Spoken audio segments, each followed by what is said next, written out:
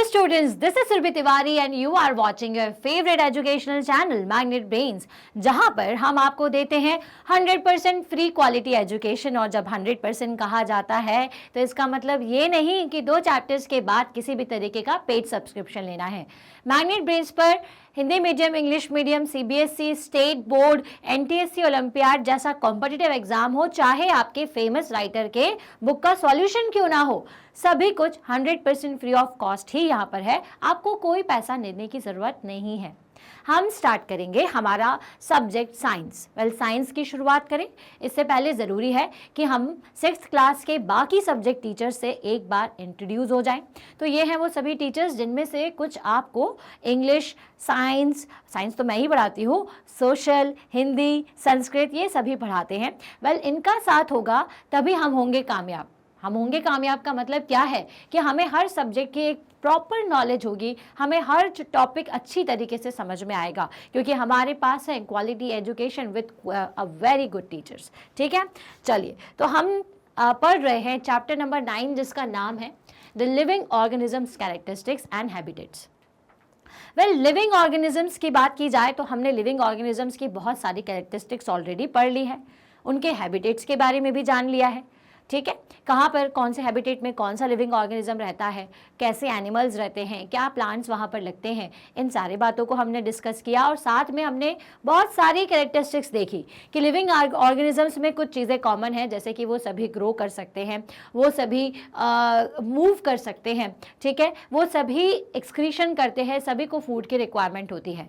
अब next topic यहाँ पर यह आ जाता है, क्या सारे के सारे लिविंग ऑर्गेनिजम्स रिप्रोड्यूस करते हैं? तो आज के इस वीडियो में हम यही जानेंगे। अब रिप्रोड्यूस का मतलब या फिर रिप्रोडक्शन, ये जो वर्ड है, सबसे पहले तो हम इसका मतलब समझ लेते हैं। रिप्रोडक्शन का मतलब होता है कि अपने ही जैसे कुछ और लोगों को प्रोड्यूस करना।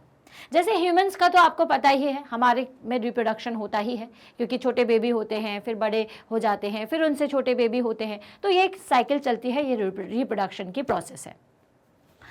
क्या प्लांट और एनिमल में भी रिप्रोडक्शन होता है? तो जी हाँ, होता है। क्यों, कैसे होता है? तो देखिए, मान लीजिए कि आप एनिमल्स की अगर बात करें तो एनिमल में अलग अलग तरीके से रिप्रोडक्शन होता है। जैसे आपने बर्ड्स को तो देखा ही होगा। So have you ever seen nest of the some birds like the pigeons? आपने जो पिजन्स होती हैं, अपने कबूतर होते हैं, उनका कभी घोंसला देखा है, उनका नेस्ट देखा है? उसमें क्या रखे होते हैं? कभी कभी वहाँ पर छोटे छोटे से ऐसे एग रखे होते हैं। ठीक है, और आप देखते हो कि जो मदर पिजन होती है वो क्या करती है, इनके ऊपर बैठ करके उनका बाहर निकलने का वेट करती है। तो ये एग्स के थ्रू, ठीक है, बर्ड्स में क्या होता है, एग्स के थ्रू छोटे छोटे से ये जो बर्ड है, ठीक है, या फिर इनके जो चिक्स है, ये छोटे छोटे से इनके जो बेबीज होते हैं, ये बाहर निकल के आते हैं। सिमिलरली हैंस के साथ में होता है, और जितने भी तरीके के बर्ड है वो ऐसे ही अपना रिप्रोडक्शन करती है। तो मतलब कि अपने ही जैसी बहुत सारी बर्ड ये इस तरह से लेकर के आ जाती हैं। ठीक है, so many birds lay their eggs in the nest. Some of the egg hatch and young birds come out of them. ठीक है, इनमें से एग जो होता है, इसके अंदर से छोटा सा एक नया बर्ड निकल करके आता है जैसे ही वो टूटता है। ठीक है, animals reproduce there own kind. ठीक है, द मोड ऑफ रिप्रोडक्शन में be different in different animals. अब देखिए, सभी के सारे एनिमल्स जितने भी होते हैं ये सभी रिप्रोडक्शन करते हैं। जैसे काऊ डायरेक्टली बेबी प्रोड्यूस करती है, बफेलो भी करती है। ठीक है, अब बारी आती है कैट और डॉग की, तो उसमें भी आपने देखा होगा डायरेक्ट बेबी प्रोड्यूस होता है, एग प्रोड्यूस नहीं होता पहले। ठीक है, ऐसे ही बहुत सारे ऐसे जानवर होते हैं, एनिमल्स होते हैं जो कि अलग अलग तरीके से रिप्रोडक्शन करते हैं। ठीक है, जैसे स्नेक की बात करें तो स्नेक का रिप्रोडक्शन कैसे होता है, वो भी एग्स ही प्रोड्यूस करते हैं, उन्हीं एग्स में से छोटे छोटे स्नैक प्रोड्यूस होते हैं, है ना। तो ये क्या होता है, रिप्रोडक्शन का एक मेथड है। तो हर जगह अलग अलग तरीके का रिप्रोडक्शन होता है। फिशेस में भी आपके रिप्रोडक्शन होता है। Some animals produce their young ones through the eggs, some animals give birth to the young ones. ठीक है, कुछ एनिमल्स जो होते हैं वो कि अपने एग्स के थ्रू नए अपने यंग वंस को प्रोड्यूस करते हैं, और कुछ एनिमल्स जैसे कि आप पिक्चर में देख ही पा रहे हैं, ये अपने यंग वंस को डायरेक्टली प्रोड्यूस करते हैं बिना एग के।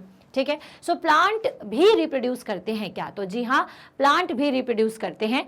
अब ये जो रिप्रोडक्शन की मेथड है ना, एनिमल्स में और प्लांट में अलग अलग तरीके से होती है। ठीक है। अलग अलग तरीके से का क्या मतलब होता है कि क्या एक ही टाइप का एनिमल अलग अलग तरीके से रिप्रोडक्शन कर सकता है? नहीं, मतलब कि वैरायटी ऑफ एनिमल्स होते हैं तो उन सभी में अलग अलग तरीके होते हैं। जैसे कि हमने बर्ड के बारे में देखा, हमने स्नेक के बारे में देखा, हमने अलग अलग तरीके के काऊ का, कैट, डॉग, इतने सारे तरीके के एनिमल्स को देखा, तो सबका रिप्रोडक्शन का जो तरीका है ये अलग अलग है। वैसे ही प्लांट भी तो रिप्रोड्यूस करते हैं, लेकिन प्लांट में भी ये जो रिप्रोडक्शन होता है वो अलग अलग तरीके से होता है। ठीक है, जैसे कैसे? अब आपने अगर कभी गार्डन में गए होंगे तो आपने देखा होगा कि आपके जो गार्डनर होते हैं वो क्या करते हैं, रोज प्लांट को कभी कभी वो बीच में से कट करते हैं और सॉइल में लगा देते हैं। क्यों लगा देते हैं? कट करके उसके स्टैम को कट करते हैं, मतलब जो स्टैम रहता है इस तरीके का, ठीक है, उस स्टैम में यहाँ से कट लगाते हैं तो क्या प्रोड्यूस हो जाता है, एक और स्टैम उन्हें मिल जाता है। अब इस स्टैम को जब वो एक नए पॉट में इस तरह से लगा देते हैं तो कुछ दिनों में आप क्या देखते हो कि इसमें से छोटे छोटे से नन्हे नन्हे से लीव्स निकलना चालू हो गई हैं। ठीक है, तो ऐसा क्यों करते हैं भाई? ये ऐसा इसलिए करते हैं ताकि एक नया प्लांट, रोज प्लांट लग पाए। ठीक है, तो मतलब कि एक प्रोसेस उन्होंने ये कर दी कि कट करके स्टैम को एक नया लगा दिया प्लांट। अब कई प्लांट ऐसे लग जाते हैं कट करके।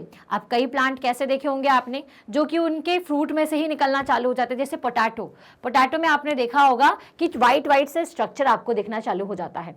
ठीक है, अनियन में ऑलरेडी उसकी लीव्स निकलना चालू हो जाती है। और अगर आपने अनियन को लगा दिया या पोटैटो को, इस वाइट पोर्शन को निकाल के लगा दिया तो एक नया प्लांट लग जाएगा।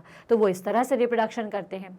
कुछ प्लांट क्या होते हैं भाई, कुछ प्लांट्स अपनी सीड्स के थ्रू रिप्रोडक्शन करते हैं कि आपने सीड्स डाल दी, जैसे कि वीट है, राइस है, ये सभी क्या होते हैं, जब आप सीड्स डालते हो तो एक नया प्लांट प्रोड्यूस हो जाता है। तो हर प्लांट का रिप्रोडक्शन का जो तरीका है वो अलग अलग तरीके से होता है। कुछ स्टैम के थ्रू रिप्रोड्यूस हो जाते हैं, कुछ रूट्स के थ्रू रिप्रोड्यूस हो जाते हैं, तो कुछ अपने फ्रूट और सीड्स की मदद से रिप्रोड्यूस हो जाते हैं। तो मतलब कि प्लांट भी जो है ये रिप्रोडक्शन का काम करते हैं।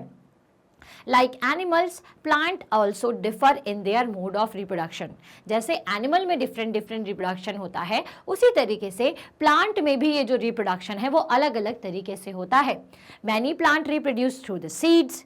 Okay, plant reproduce seeds which can germinate and grow into the plants. अब जैसे मैंने आपको बताया था कि कुछ प्लांट्स सीड से जर्मिनेट होते हैं, तो कैसे जर्मिनेशन का मतलब क्या होता है, इस तरह से जब आप सीड को सॉइल के अंदर लगाते हो तो धीरे से उसमें वाइट लाइक स्ट्रक्चर क्रिएट होता है, जो कि धीरे धीरे रूट में और ऊपर से फिर हल्के हल्के लीव्स वगैरह में कन्वर्ट होना शुरू हो जाता है। और इस तरह से ये जो प्लांट है, ये छोटा सा जो सीड है वो एक प्लांट में कन्वर्ट हो जाता है।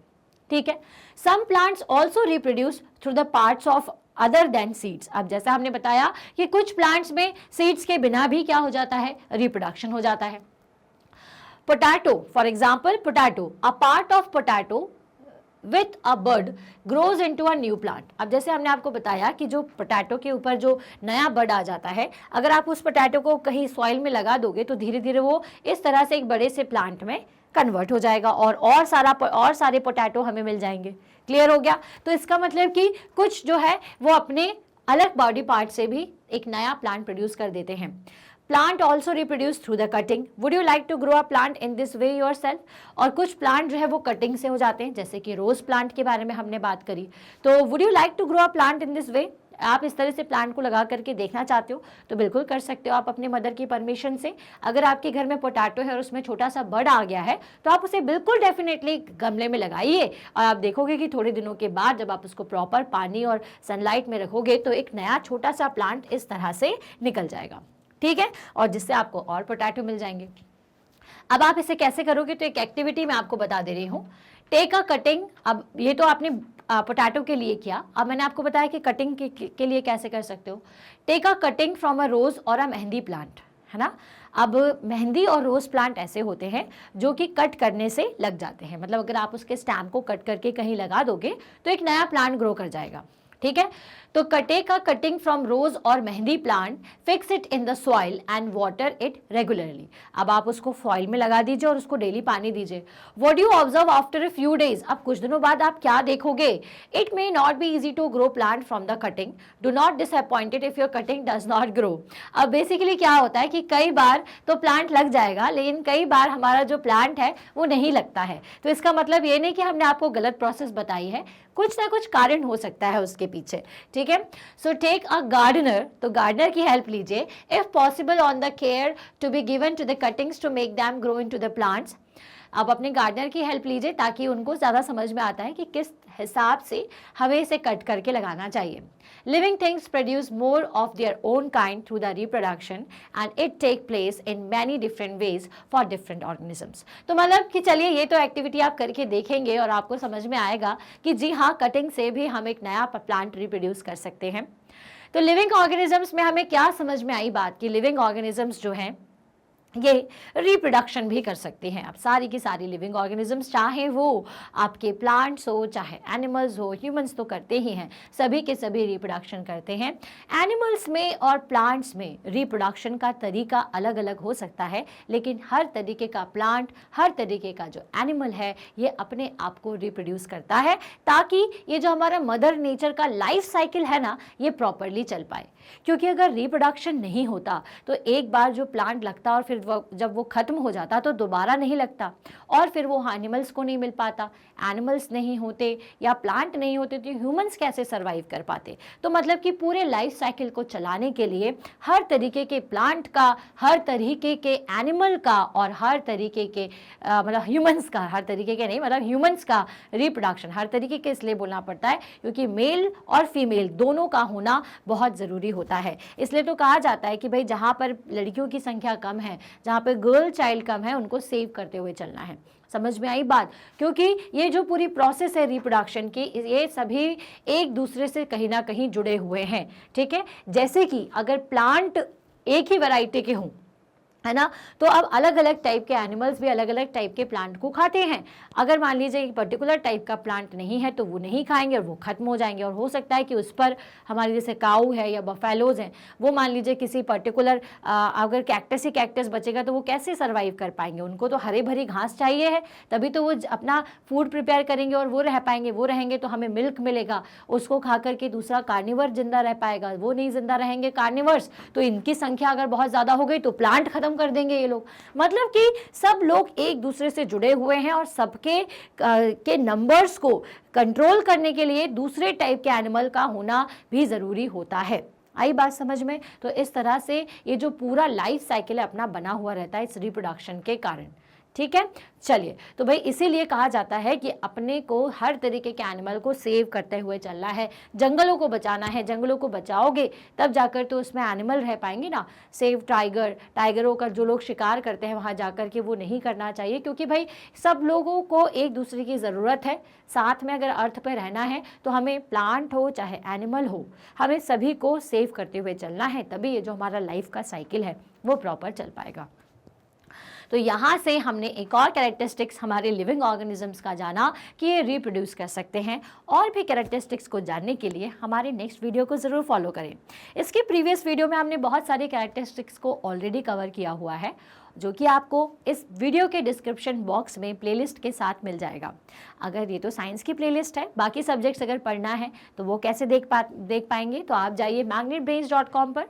वहाँ पर आपको जाकर के सिलेक्ट करना है CBSE इंग्लिश मीडियम और क्लास 6। जैसे ही आप क्लास 6 पर क्लिक करते हैं एक स्क्रीन इस तरह से ओपन हो जाएगी, जिसमें आप देखेंगे कि आपको हर सब्जेक्ट के अलग अलग फोल्डर्स दिख रहे हैं। तो जो भी सब्जेक्ट पढ़ना है उस पर आप जाकर के वॉच नाउ कर दीजिए। वॉच नाउ करोगे तो आपको एक और स्क्रीन मिलेगी जिसमें जो भी चैप्टर पढ़ना है उसको सिलेक्ट करिए। सिलेक्ट करते साथ ही वीडियो ओपन हो जाएगा, जिसे स्टार्टिंग से एंड तक ज़रूर देखिएगा। जब आप पूरा वीडियो देख लें और आपको पसंद आए तो लाइक और कमेंट ज़रूर करिएगा। अब उन सारे बच्चों के लिए एक बहुत अच्छी न्यूज़ है जो कि हिंदी से है। हमारे मैग्नेट ब्रेन्स पर अब आ चुका है मैग्नेट ब्रेन्स हिंदी। तो मैग्नेट ब्रेन्स हिंदी को ज़रूर सर्च करें, जहां पर आपको क्लास 6 से क्लास 12 तक सारे सब्जेक्ट्स हिंदी में मिल जाएंगे। मतलब हिंदी मीडियम स्टूडेंट्स के लिए है ये, और इसमें आपको सब कुछ 100% फ्री मिलता है। आपको सिर्फ चैनल को सब्सक्राइब करना है, ठीक है। आया बात समझ में? और भाई मेन चैनल पे तो आपको पता ही है कि 100% फ्री क्लासेस किंडरगार्टन से क्लास 12 तक है। तो इसे ज़्यादा से ज़्यादा शेयर करें ताकि बाकी के स्टूडेंट्स भी इसका फ़ायदा उठाएं। जो भी वीडियो पसंद आ रहे हैं उन्हें लाइक ज़रूर करिए और चैनल को ज़रूर सब्सक्राइब करें, ताकि आपकी क्लास, सब्जेक्ट या चैप्टर से रिलेटेड जो भी नया अपडेट आने वाला है वो आप तक जल्दी पहुँच जाए। अब हम मिलेंगे हमारे नेक्स्ट वीडियो में, तब तक के लिए stay happy, stay healthy. Thank you so much.